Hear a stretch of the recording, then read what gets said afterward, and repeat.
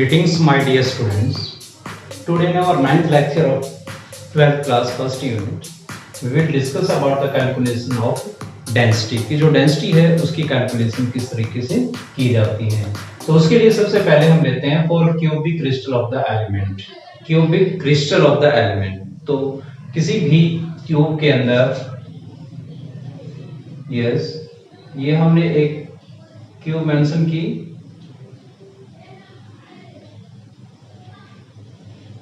This one. ये हम a consider कर लेते हैं. Edge of the unit cell, edge of unit cell we can consider a. Edge of the unit cell को हम क्या मान लेते हैं? ए. उसके बाद number of atoms, number of atoms को हम शो करेंगे जेड से. किससे मेंशन करेंगे? जेड से. Mass of element,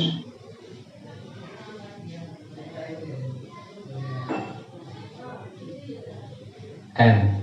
mass of element को हम एम मेंशन करेंगे. क्लियर? जो अभी हम करते हैं कि डेंसिटी निकालने का फॉर्मूला क्या होता है.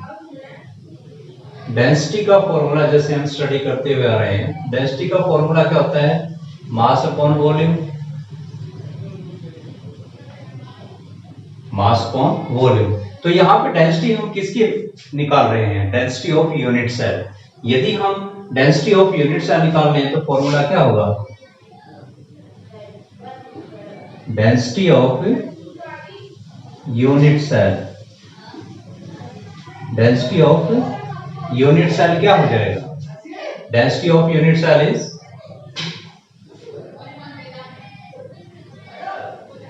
Density of unit cell is mass of the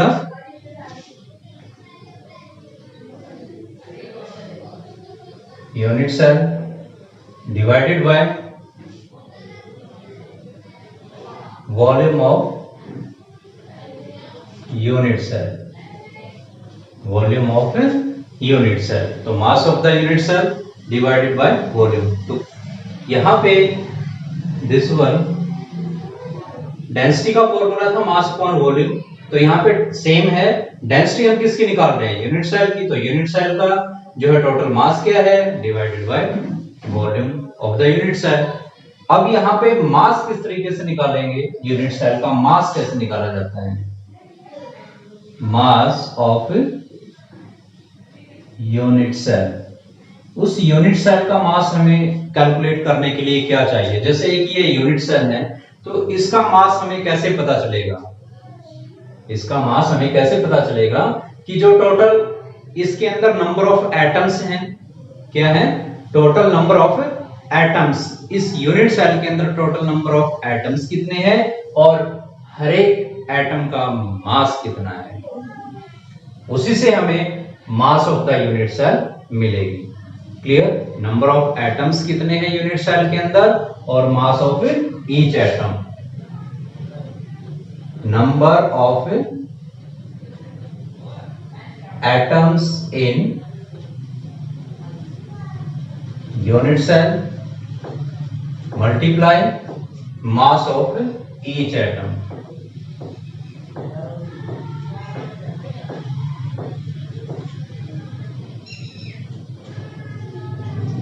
mass of each atom. Formula था mass of the unit cell divided by volume of the unit cell. अब mass of the unit cell हमने निकाला. Mass of the unit cell कहां से मिलेगा? जब हमें पता हो कि नंबर ऑफ एटम्स कितने हैं, इसके अंदर टोटल नंबर ऑफ एटम्स कितने आएंगे और mass of the each atom क्या होगा. टोटल नंबर ऑफ एटम कितने हैं और एक एटम का मास क्या है, हम दोनों को मल्टीप्लाई करेंगे तो mass of the unit cell हमें मिल जाएगा. क्लियर? अब हमें मास ऑफ ईच एटम कैसे मिलेगा? नंबर ऑफ एटम्स तो हमें पता लग जाएंगे. नंबर ऑफ एटम्स हमें पता लग जाएंगे कितने हैं. वो डिपेंड करता है कि वो किस टाइप की है, बेसिस स्ट्रक्चर है या एफसीसी है या सिंपल यूनिट सेल है तो कैसी है, उससे हमें नंबर ऑफ एटम्स पता लग जाएंगे। बट यहां पे देखिए मास ऑफ ईच एटम, हर एक एटम का मास कैसे कैलकुलेट करेंगे, तो mass of each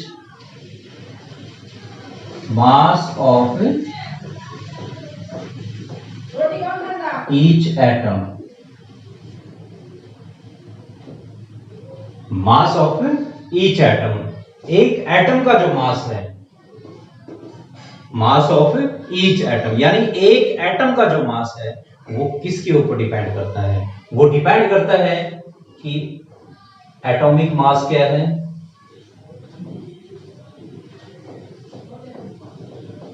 divided by Avogadro number. Avogadro number को हम NO से मेंशन कर लेते हैं, किससे, N0 से, एवोगाड्रो नंबर। ये क्या है, एवोगाड्रो नंबर। मोल कॉन्सेप्ट में हम स्टडी कर चुके हैं, मोल कॉन्सेप्ट के अंदर हम स्टडी कर चुके हैं कि एटम ऑफ द मास कैसे निकाला जाता है। जैसे मोलर मास होता है कि किसी का भी, जैसे मान लीजिए कि उसका एटॉमिक मास 28 है, किसी भी एटम का मास 28 ग्राम है, क्लियर, तो वो एटॉमिक मास किसके इक्वल होता है, 1 मोल के इक्वल होता है। किसके इक्वल होता है, 1 मोल के इक्वल होता है, क्लियर, वो 1 मोल के इक्वल होता है। और 1 मोल किसके इक्वल होते हैं, 6.0। 1 मोल के अंदर कितने एटम्स होते हैं, 6.022 इंटू 10⁻23। तो 1 मोल के अंदर 6.022 इंटू 10⁻23 एटम्स होते हैं। एटम्स क्या होते हैं, एटम्स। अब देखिए इतने सारे एटम्स हैं, इतने सारे एटमों का मास 28 ग्राम है, क्योंकि 28 ग्राम 1 मोल के इक्वल है, तो हम यहाँ पे 28 ग्राम मेंशन कर सकते हैं। यानी जितना उसका एटॉमिक मास है, उस एटॉमिक मास के अंदर इतने नंबर ऑफ एटम होते हैं, और इतने नंबर ऑफ एटम को उसके मास से डिवाइड करेंगे, इतने नंबर ऑफ एटम्स को उसके एटॉमिक मास से डिवाइड करेंगे तो क्या आ जाएगा, एक एटम का मास आ जाएगा। क्या आ जाएगा, सिंगल एटम का मास।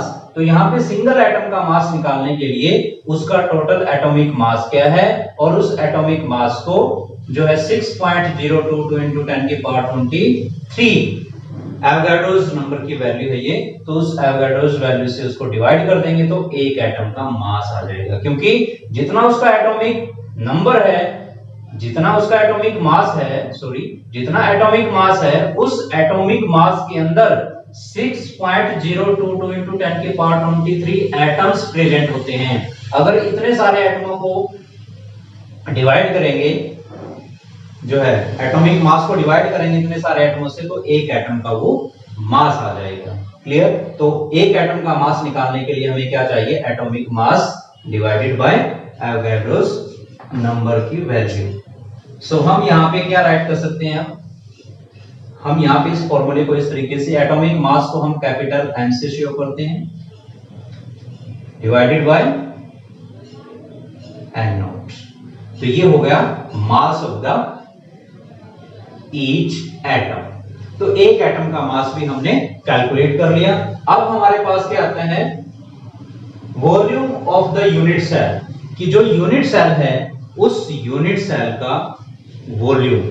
तो यूनिट सेल का वॉल्यूम है वो क्या होगा, वो डिपेंड करता है जो ए की वैल्यू होगी। किसकी वैल्यू होगी, the edge of the unit cell, वो ए होती है, और वो किस में आती है, पिकोमीटर के अंदर।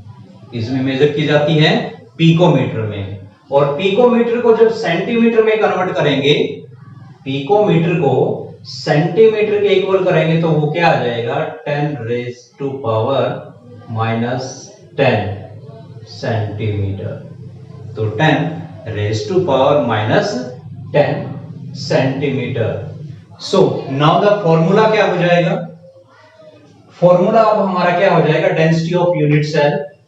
Density of unit cell is equal to density of unit cell density of unit cell, density of unit cell is equal to mass of unit cell. अब मास ऑफ यूनिट सेल क्या हो गया? मास of unit cell क्या हो गया? Number of atoms in a unit cell. Number of atom क्या हो गई? Z।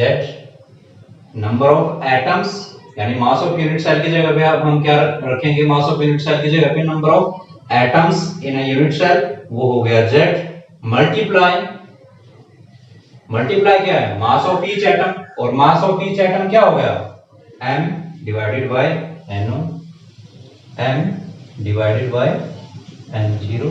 It means Avogadro's value हो गई divided by volume of the unit cell. क्या हो जाएगा? Volume of the unit cell. A edge length है, तो A है तो इट मींस वॉल्यूम क्या हो जाएगा? A क्यूब हो जाएगा। क्या हो जाएगा? A cube. तो इसे हम क्या राइट करेंगे? A cube. तो A है वो पिकोमीटर के अंदर है, और पिकोमीटर को जब सेंटीमीटर में करेंगे तो 10 की पावर माइनस 10 हो जाएगा। यानी हम यहां पे इस तरीके से राइट कर लेते हैं, A क्यूब के लिए मल्टीप्लाई 10 माइनस 10 देन क्यूब। तो ये हो गया A क्यूब। किसके अंदर है? अब ये सेंटीमीटर में है। देन मल्टीप्लाई, देन यहां पे A क्यूब हो ही गया है, तो ये मल्टीप्लाई अभी राइट करने की जरूरत नहीं है। ओके, सो नाउ अब आगे क्या होगा? आगे हम इसे किस तरीके से राइट कर सकते हैं? सी देयर, इसको हम यहां से रब कर देते हैं।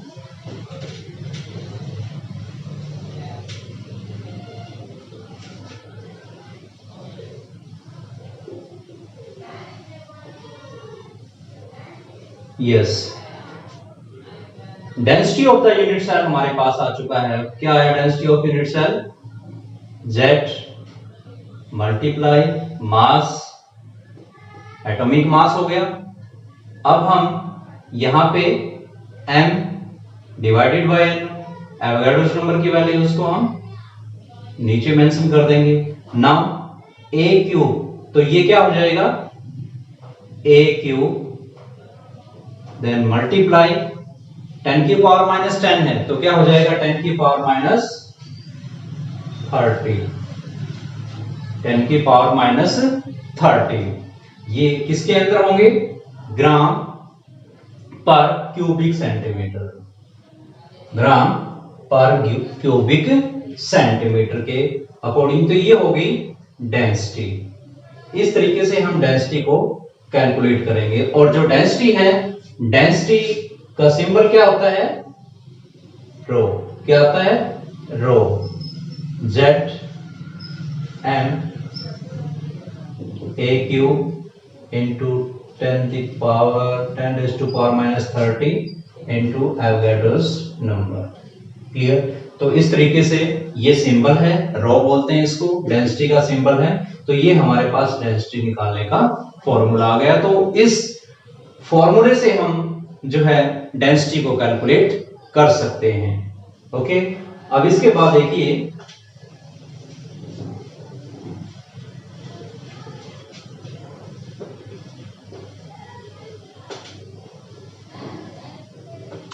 ये तो थी हमारी जो किस तरीके से cubic crystal of the element की जो डेंसिटी है वो निकाली जा सकती है। उसके बाद है सेकंड, राइट करेंगे हम for cubic crystal,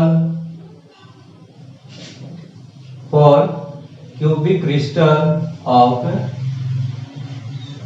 ionic, for cubic crystal of ionic compounds, for cubic crystal of ionic compound.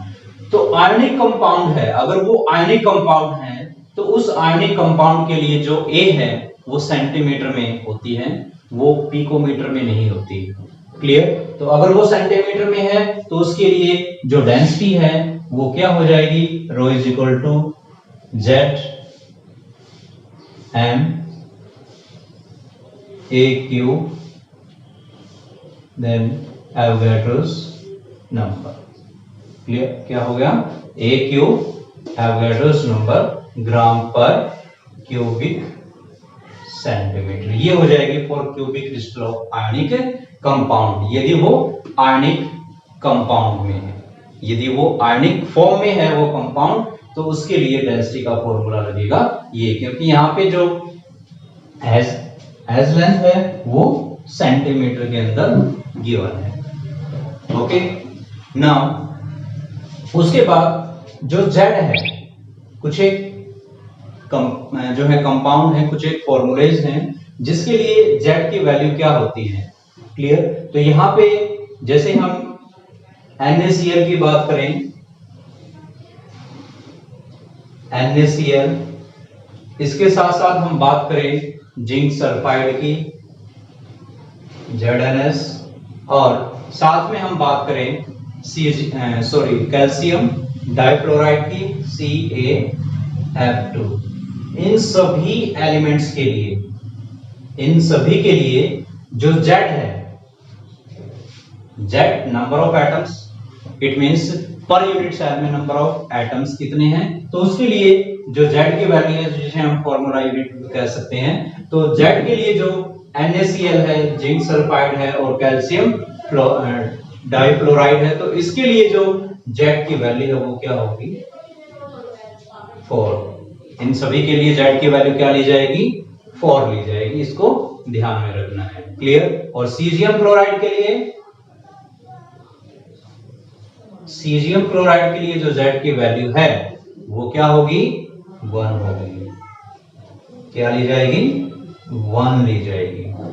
Clear, उसी तरीके से BCC स्ट्रक्चर है, बॉडी सेंटर्ड क्यूब है, तो बॉडी सेंटर्ड क्यूब के अंदर जेड की वैल्यू क्या होगी, एक एटम कॉर्नर पे हो गया, क्योंकि टोटल 8 कॉर्नर है तो 1 एटम हो गया कंप्लीट, और एक उसकी बॉडी में है, तो टोटल BCC के लिए क्या आएगा, 2 आएगा। क्लियर, BCC के लिए क्या आएगा, जनरली अल्काली मेटल जिसके अंदर आती हैं, तो उसके लिए BCC स्ट्रक्चर के लिए 2 आएगा। क्लियर, नाउ तो इस तरीके से जो है हम डेंसिटी को कैलकुलेट कर सकते हैं, लेकिन BCC का सेम स्ट्रक्चर है, BCC का स्ट्रक्चर है वो, लेकिन आयनिक की फॉर्म में है कौन, सीजियम क्लोराइड है, CaCl है, तो उसके लिए क्या वैल्यू रहेगी, 1 ही रहेगी, उसके लिए क्या रहेगी, 1 रहेगी सीजियम क्लोराइड के लिए ना। सो ये हमारा कैलकुलेशन ऑफ डेंसिटी है वो कंप्लीट होता है। अब इसके ऊपर न्यूमेरिकल्स हैं, कुछ एक न्यूमेरिकल्स करते हैं। Now the numerical related to density, Silver forms CCP lattice and X-ray study of its crystal shows that the edge length of its unit cell is 408.6 picometer. Calculate the density of the silver. Silver की density calculate करनी है। जो unit cell है उसकी A की value given है, clear, और उस यूनिट सेल की जो लैटिस है वो किस टाइप की है, CCP, क्यूबिक क्लोज पैकिंग, और जो क्यूबिक क्लोज पैकिंग होती है वो किसके इक्विवेलेंट होती है, FCC के। CCP किसके इक्वल होती है, FCC के, फेस सेंटर्ड क्यूब। तो यहां पे डेंसिटी का जो फॉर्मूला था वो हमारा क्या था, अभी जो हमने कैलकुलेट किया, Z into mass, atomic mass divided by A cube, then Avogadro's number, Avogadro's की वैल्यू एंड दिस वन। तो ये डेंसिटी निकालने का फॉर्मूला। अब इस डेंसिटी के फॉर्मूले से हम कैलकुलेट करते हैं। जेड की वैल्यू गिवन है, जेड की वैल्यू देखिए सीसीपी है, सीसीपी है वो किसके इक्विवेलेंट है, एफसीसी के, और एफसीसी में total number of atoms Z की वैल्यू क्या होती है, एक एटम होता है कॉर्नर पे, 8 कॉर्नर हो गए तो 1 एटम की फॉर्मेशन होगी, 1 एटम हो गया कंप्लीट। और फेस, टोटल कितने फेस हो गए, टोटल कितने फेसेस हुए, 6, टोटल 6 फेस हैं, 6 फेस इनटू मल्टीप्लाई हाफ, तो क्या आ जाएगा 3 एटम। 6 फेस है तो 1/2 का कंट्रीब्यूशन यहाँ पे हुआ, तो क्या हो गए 3 एटम, टोटल एटम आ गए 3, और एक हुआ कॉर्नर पे, 3 + 1 कितने हुए टोटल 4, कितने हो गए 4। तो जेड की जगह पे हम क्या मेंशन करेंगे 4 into M. M molar mass क्या है, it's given here, molecular mass, atomic जो मास है वो 107.9 एम की वैल्यू होगी। देन ए की जो वैल्यू है वो गिवन है 408.6। जब हमने इस पी को मीटर से सेंटीमीटर के अंदर कन्वर्ट किया तो क्या हो गया 10⁻⁻10, और पूरे का क्यूब, ये हो गया ए क्यूब। नाउ एवोगाड्रोस वैल्यू क्या है वो हमें पता है 6.022 इंटू 10⁻23, ये हो गया 10⁻23। अब इसको हम कैलकुलेट करेंगे। कैलकुलेट करने के लिए हम इन वैल्यूज को एक्सपेंड कर देते हैं, 4 मल्टीप्लाई 107.9, 107, यहां से अगर हम पॉइंट को रिमूव करते हैं तो नीचे क्या चला जाएगा 10। नाउ आफ्टर दिस 3 टाइम, इस सेम वैल्यू को हम 3 टाइम मेंशन करेंगे, तो यहाँ पे 10⁻⁻10 है, तो 10⁻⁻10 मल्टीप्लाई 10, अगर 3 टाइम इसकी मल्टीप्लाई करेंगे तो क्या हो जाएगा 10⁻⁻30 हो जाएगा। नीचे क्या आ जाएगा 10⁻⁻3, 10⁻⁻10 का क्यूब करेंगे तो हो जाएगा 10⁻⁻30, और ऊपर लेकर के जाएंगे तो क्या हो जाएगा माइनस रिमूव हो जाएगा 10⁻30। सो 10⁻30 यहाँ नीचे माइनस में था तो ऊपर जाकर के वो प्लस में हो गया। नाउ आफ्टर दिस 408.6, ये भी 3 टाइम मल्टीप्लाई 3 टाइम हमने करना पड़ेगा क्योंकि इसकी भी क्यूब है, तो 408 मल्टीप्लाई 408, ये पॉइंट को रिमूव कर देंगे, 3 टाइम है ये, तो इस पॉइंट को रिमूव करेंगे तो ऊपर क्या हो जाएगा 10⁻3 चला जाएगा, 0.6 है, और ये 3 टाइम मेंशन करेंगे तो 10⁻3 ऊपर हो जाएगा, और ये हो जाएगा 408.6 मल्टीप्लाई 408.6 मल्टीप्लाई 408.6, क्लियर, 1 2 3 टाइम हो गया, ये भी 3 टाइम हो गया, और 10⁻⁻ टाइम ये 3 टाइम थी, तो ये हमने ऊपर मेंशन कर दी जिससे माइनस से वो प्लस में आ गई। उसके बाद क्या है दिस वन वैल्यू, अब इस वैल्यू में से इस पॉइंट को यहां से रिमूव कर देंगे तो 10⁻3 ऊपर चला जाएगा, 10⁻3 ऊपर चला गया, देन 6022 हो जाएगा, 6022, देन मल्टीप्लाई 10⁻23, तो ये हो गया। अब यहां से 10⁻23 है, 10⁻23 है, तो 23 है तो ये इससे कट हो जाएगा, यहां पे क्या बचेगा, क्या बच जाएगा 10⁻30 में से 10⁻23 है, ये माइनस करेंगे तो क्या हो जाएगा 10⁻7 बचेगा, 10⁻7 बच जाएगा, 23 माइनस हो जाएंगे तो 10⁻7 हो जाएगा, उसके बाद